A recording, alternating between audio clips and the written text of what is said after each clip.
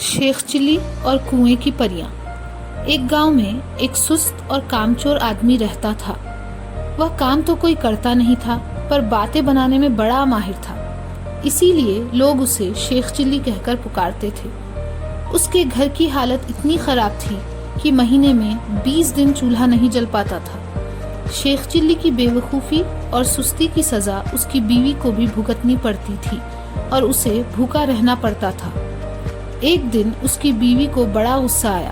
اس نے کہا، اب میں تمہاری کوئی بھی بات نہیں سننا چاہتی، چاہے جو کچھ کرو لیکن مجھے پیسے کما کر دو۔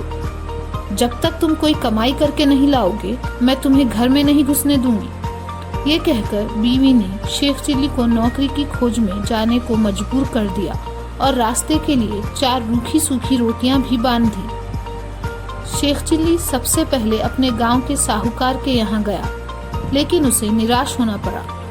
ساہوکار کے کارندوں نے اسے ڈانٹ کر بھگا دیا۔ اب شیخ چلی کے پاس کوئی راستہ نہیں تھا، پھر بھی وہ ایک گاؤں سے دوسرے گاؤں تک دن بھر بھٹکتا رہا۔ گھر لوٹ نہیں سکتا تھا کیونکہ بیوی نے اسے سخت ہدایت دے رکھی تھی کہ جب تک نوکری نہ مل جائے گھر میں پیر نہ رکھنا۔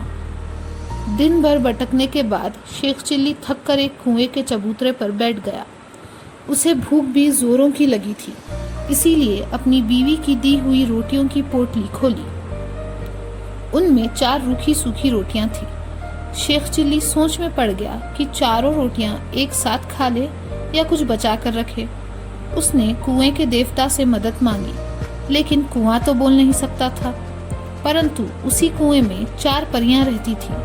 انہوں نے شیخ چلی کی بات سنی اور سوچا کہ کوئی دانو آیا ہے جو انہیں کھانے کی سوچ رہا ہے۔